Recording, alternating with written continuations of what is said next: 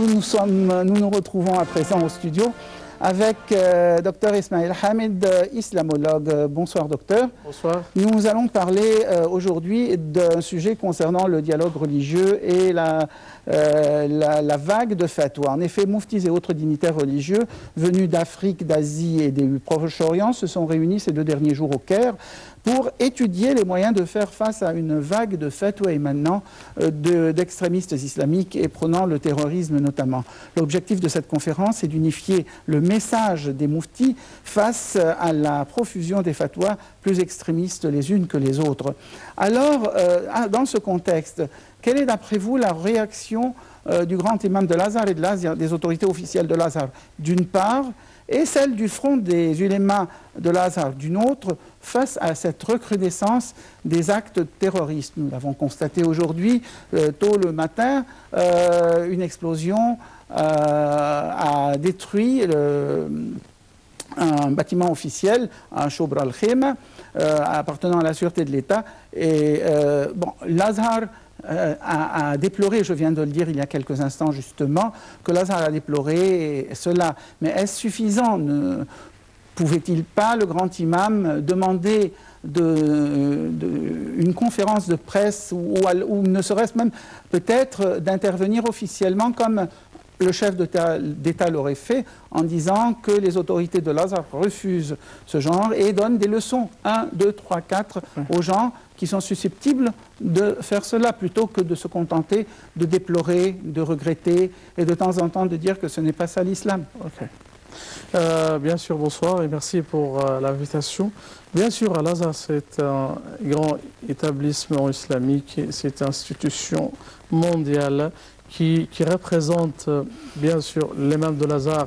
C'est en même position comme le pape de Vatican, mais c'est ça pour le monde islamique. C'est avec une position très exceptionnelle, vraiment. Et on ne peut pas dénier alors le rôle de l'Azhar depuis la fondation de l'Azhar, ou la mosquée de l'Azhar en 970 par les Fatimides, et après ça son rôle pour propager l'islam et aussi pour informer les gens pour les principes de l'islam modéré. La vraie islam, c'est pas bien sûr l'islam de l'interprétation d'après quelques groupes terroristes et tout ça.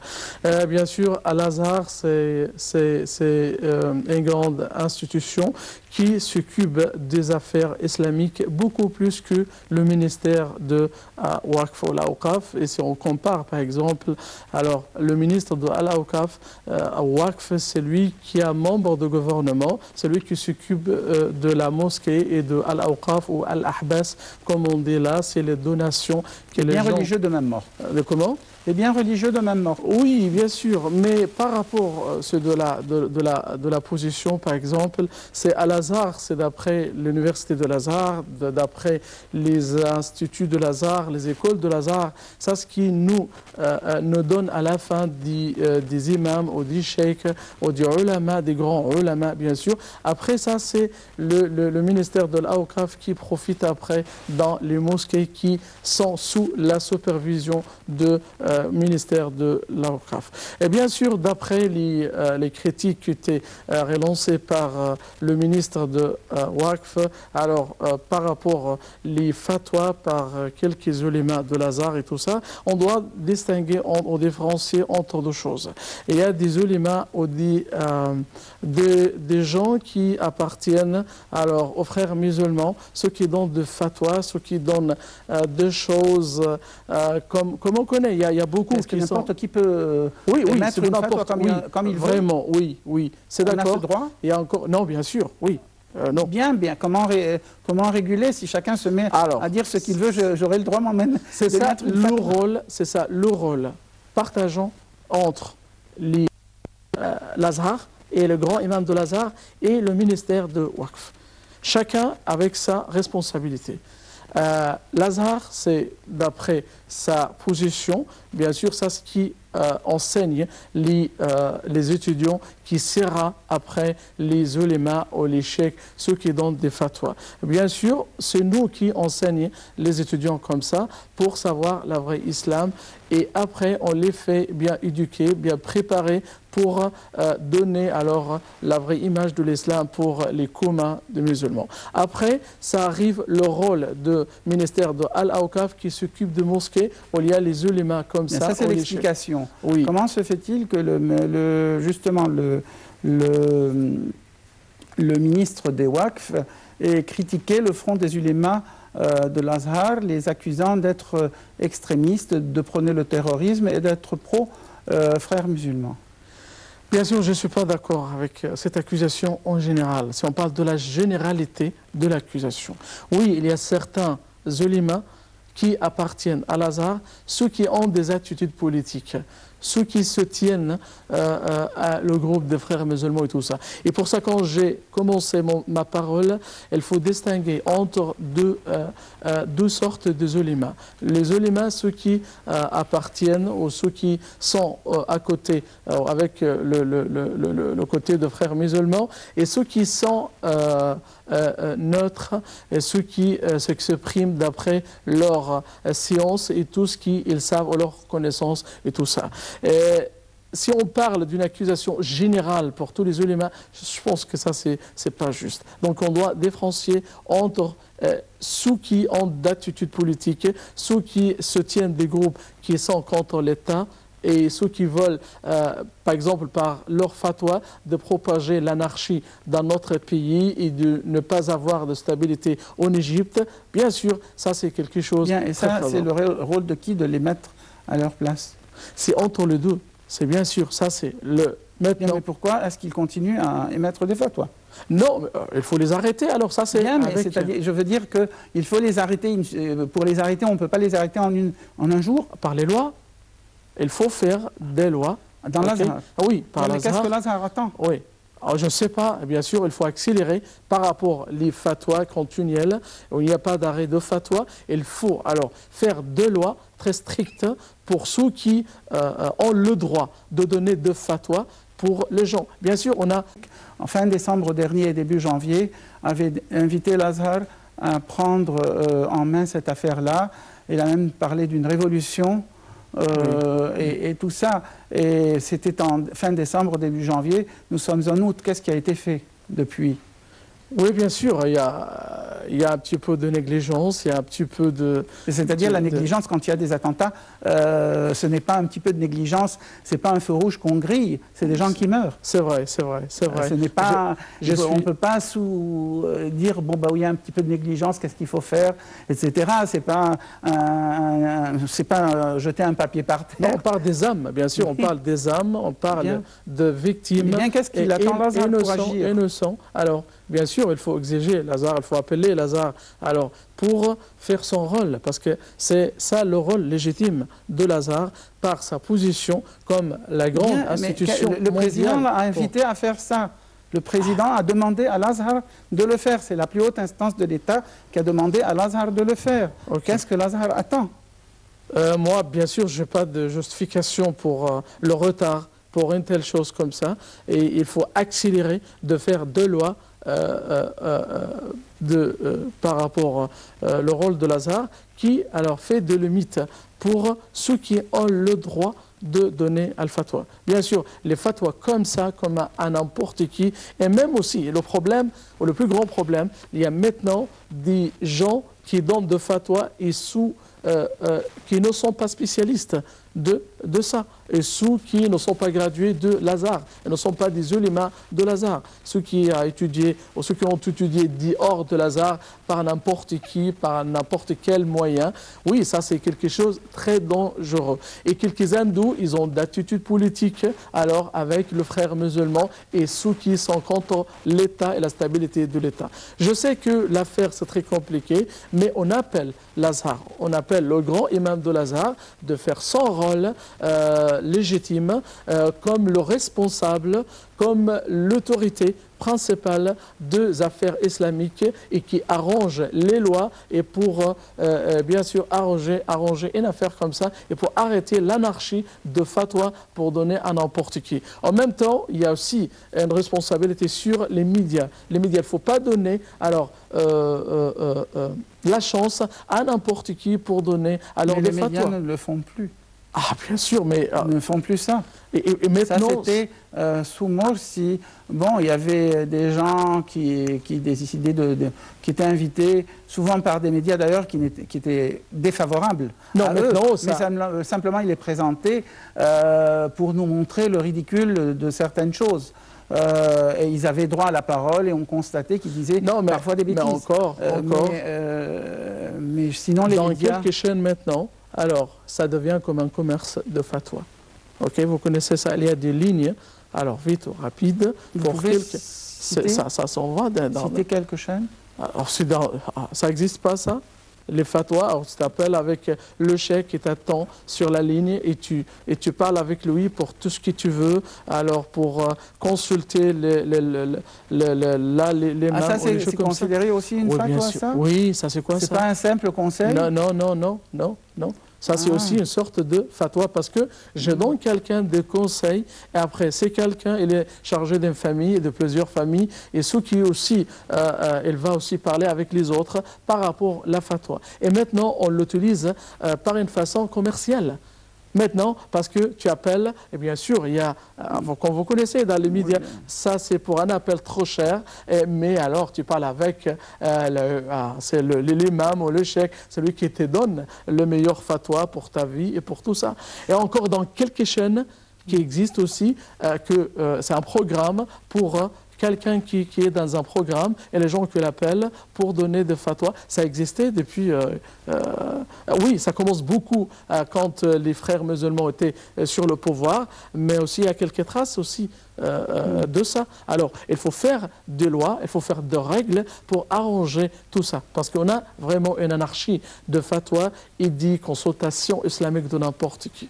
Bien, et justement, il y a eu une conférence des muftis du Proche-Orient ces 2 derniers jours au Caire. Oui. Qu'en est-il ressorti des travaux de cette conférence? Je pense que ça arrive avec aussi la conférence islamique qui a été aussi pour discuter alors l'islam ou les affaires islamiques qui était presque quelques jours alors sous l'égide du ministère de Al-Awqaf. Il a invité bien sûr beaucoup de muftis qui viennent de tout le pays du monde. Elle participe dans cette conférence-là pour, et bien sûr, pour parler aussi des mêmes choses concernant les fatwas ou les fatwas ridicules ou qui visent à faire de problèmes, de troubles comme ça. Et tous ces gens-là de muftis, des grands ulama qui viennent de tout le pays, c'est à peu près 50 muftis, aura un représentant de mufti d'une grande partie de pays islamiques qui participe de ça. À la suite de ça, alors bien sûr c'était la conférence entre tous ces muftis qui viennent de tous les pays aussi pour discuter comment arranger. Parce qu'aussi l'affaire maintenant ça arrive comme une affaire mondiale, c'est pas uniquement pour l'Égypte. Les chaînes maintenant ils sont regardées dans tous les pays. Et bien sûr il y a maintenant des chaînes des frères musulmans qui donnent des fatwas.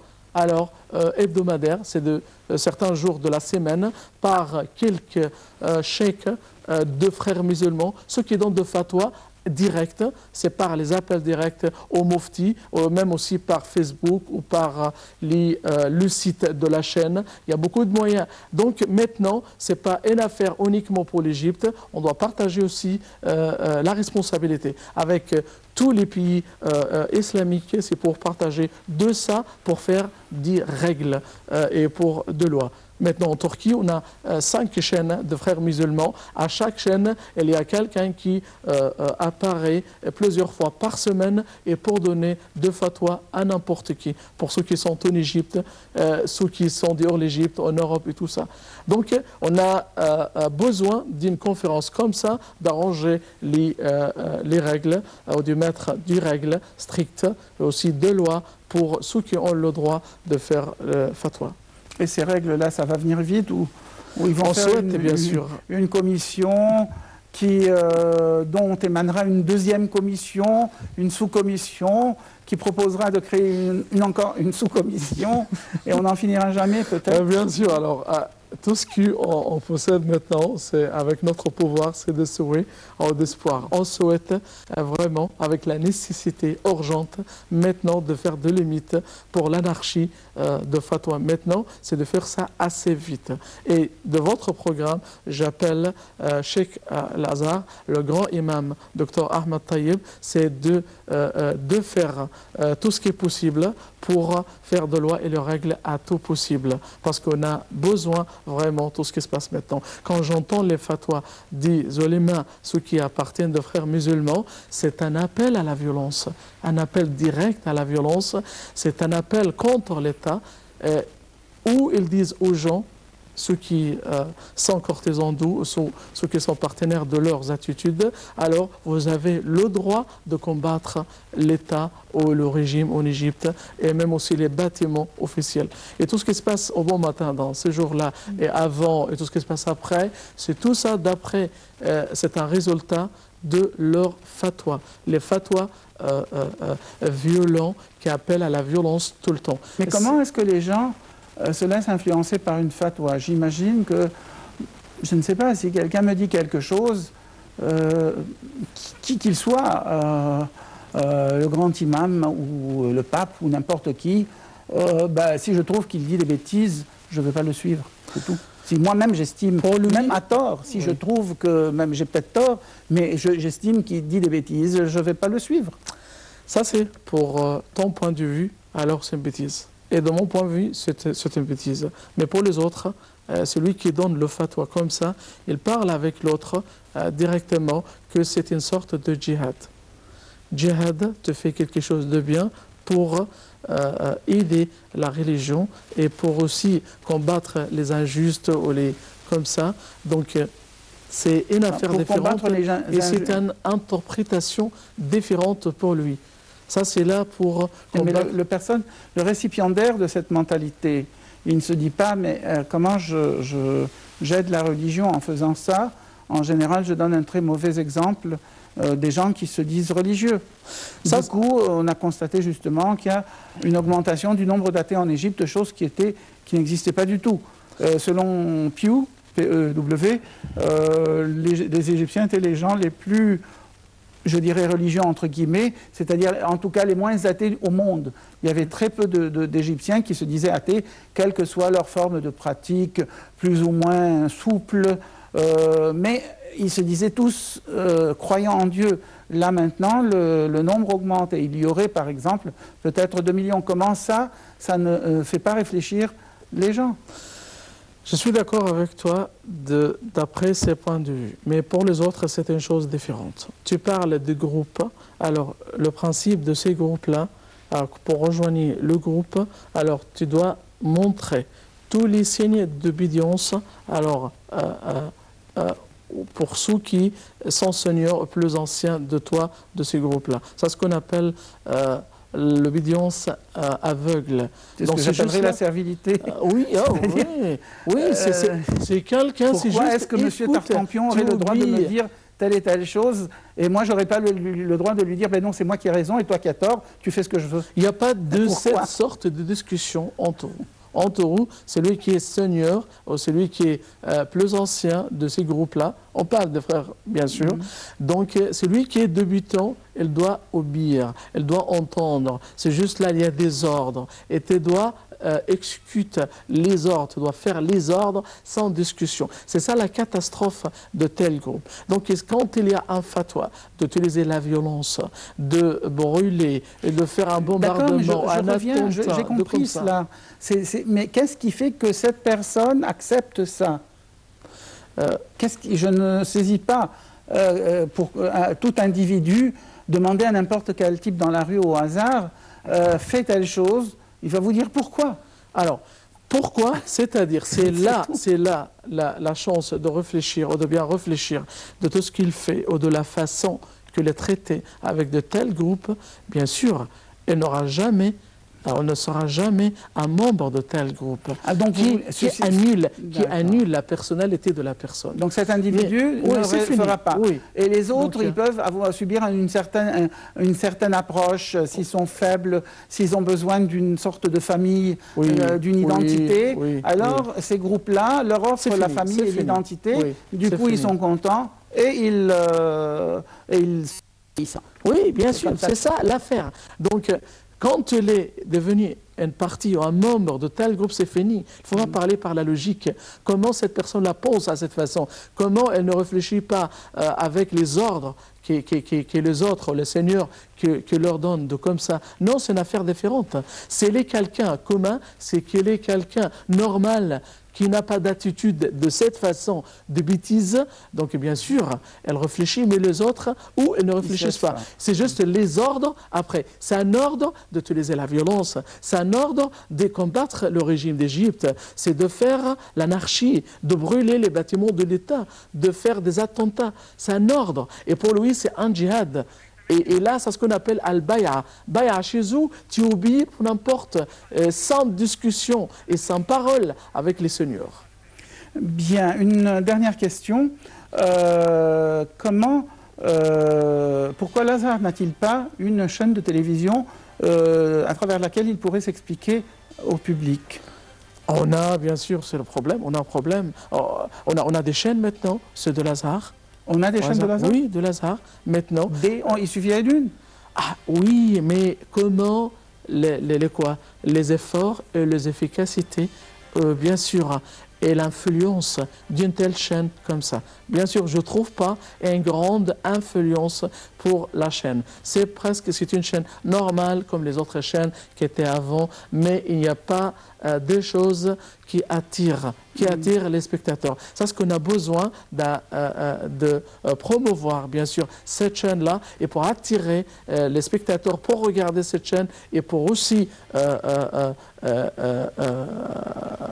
laisser ou abandonner les autres chaînes de frères musulmans, ceux qui donnent toujours des mauvaises attitudes et de mauvaises idées sur le pays et tout ça. Docteur Ismaël Hamid, vous êtes islamologue. Merci beaucoup d'avoir bien voulu venir aujourd'hui. Le sujet est pointilleux. Nous allons certainement l'aborder d'autres jours aussi.